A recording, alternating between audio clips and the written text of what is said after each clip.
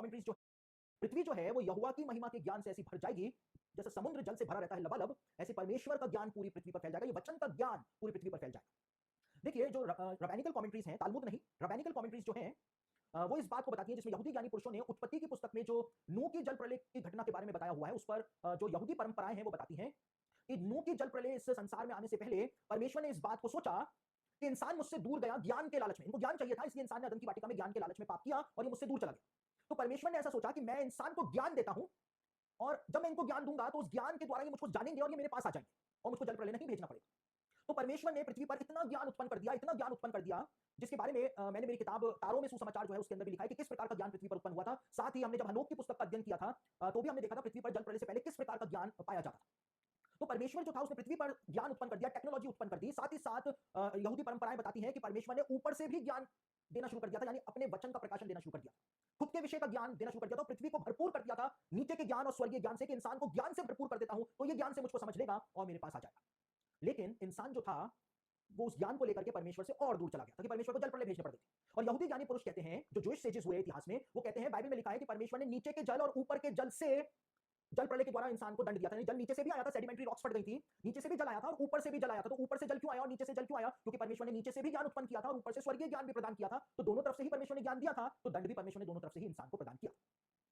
और यहां पर क्या लिखा है, यीशु मसीह के आने से पहले क्या होगा? पृथ्वी यहोवा की महिमा के ज्ञान से भर जाएगी।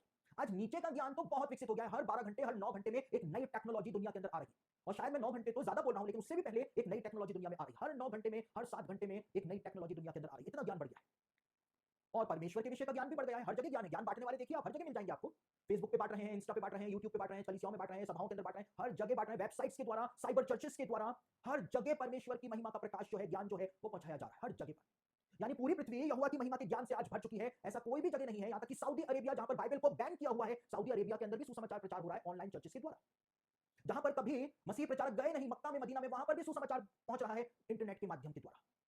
तो हर जगह सुसमाचार जा रहा है और हर जगह लोग यीशु मसीह पे विश्वास कर रहे हैं। प्रकट रूप में नहीं कर रहे हैं, लेकिन कर रहे हैं। ईरान जो है, जहां पर सबसे ज्यादा विरोध इस समय सुसमाचार का हो रहा है मिडिल ईस्ट में, जहां पर प्रचारकों को सजा दी जा रही है, मौत की सजा दी जा रही है, सबसे ज्यादा रिवाइवल जो है, जो डाकू वाला रिवाइवल जो है, क्रूस का जो डाकू था ना, उस प्रकार का रिवाइवल जो है वो ईरान के अंदर आया हुआ है। ईरान में सबसे ज्यादा सुसमाचार का प्रचार हो रहा है, सबसे ज्यादा लोग मिडिल ईस्ट में ईरान के अंदर सुसमाचार को ग्रहण कर रहे हैं। जितना ईरान इजराइल को तबाह करने के लिए परमाणु बम बनाने में लगा हुआ है और उसने बना भी लिया है, रिपोर्ट्स आ गई हैं, तो उतना ही ज्यादा वहां पर सुसमाचार भी फैल रहा है। देखिए, एक भविष्यवाणी है यिर्मयाह ने की थी, वो मैं भविष्यवाणी आपको बता देता हूं। वहां पर एक बात लिखी हुई है जो हमारे समय में पूरी हो रही है। यहां पे लिखा है, सेनाओं का यहोवा यूं कहता है, मैं एलाम के धनुष को, जो उनके पराक्रम का मुख्य कारण है, तोड़ूंगा। एलाम जो वेस्टर्न ईरान है, वेस्टर्न ईरान के भाग को एलाम के नाम से जाना जाता था बाइबल के जमाने में। मैं उनके पराक्रम का जो मुख्य कारण है उसको तोड़ करके रख दूंगा, परमेश्वर ने कहा। यानी एंड टाइम्स में परमेश्वर ईरान के वेस्टर्न पार्ट को तोड़ेगा, परमेश्वर ने इस बात को कहा। और आपको जानकर के हैरानी होगी, ईरान के अधिकतर मैक्सिमम परमाणु प्लांट जो हैं वो उसी जगह पर स्थित हैं जहां पर एलाम का क्षेत्र पाया जाता है, वेस्टर्न पार्ट। और मैं आकाश के चारों ओर से वायु बहाकर उन्हें चारों दिशाओं की ओर यहां तक तितर बितर करूंगा कि ऐसी कोई जाति ना रहेगी जिसमें इलामी भागते हुए ना आए। और बाइबल के प्रोफेसी स्कॉलर्स इस बात को कहते हैं कि जब परमेश्वर ईरान को एंड टाइम्स में दंड देगा, तो इलामी जो है, ईरान के लोग जो हैं, ईरान के नागरिक जो हैं, फारसी लोग जो हैं, वो भागते हुए पूरी दुनिया के अंदर जाएंगे और वो सुसमाचार का प्रचार करेंगे। यहां पे लिखा हुआ है, ऐसा कोई देश, ऐसी कोई जाति नहीं होगी जिसमें ईरान में रहने वाले लोग नहीं जाएंगे। जा करके बताएंगे कि जो यिर्मयाह के द्वारा परमेश्वर ने कहा था, उसको परमेश्वर ने पूरा करके भी दिखाया, पूरा करके भी दिखाया।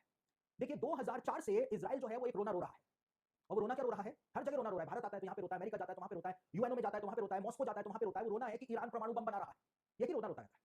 इजराइल के प्रधानमंत्री पहले एरियल शेरोन थे, वो भी यही बात बोलते थे। उसके बाद बेंजामिन नेतन्याहू बने, वो भी ये रोना रोते रहे कि परमाणु बम बना रहा है, बना रहा है, बना रहा है। कई बार इजराइल ने अपनी जासूसी संस्था मोसाद के द्वारा ऐसे ऐसे काम किए जिसके द्वारा इजराइल जो है उसने ईरान के परमाणु कार्यक्रम को ठप कर दिया। लेकिन इतने सालों तक, यानी कि पिछले साल 2020 तक भी इजराइल जो है यही बात बोलता रहा कि ईरान परमाणु बम बना रहा है, उसका परमाणु कार्यक्रम पूरा होने जा रहा है। और ईरान के लोगों ने कहा है, जो वहां की सरकार है, कि जब परमाणु बम तैयार हो जाएगा तो पहला मिसाइल इजराइल पर मारेंगे और इजराइल का नामो निशान दुनिया के नक्शे पर से मिटा देंगे। लेकिन अभी जो नए प्रधानमंत्री बने हैं बेनेट इजराइल के, उन्होंने संयुक्त राष्ट्र संघ यानी यूएनओ में जाकर के कहा कि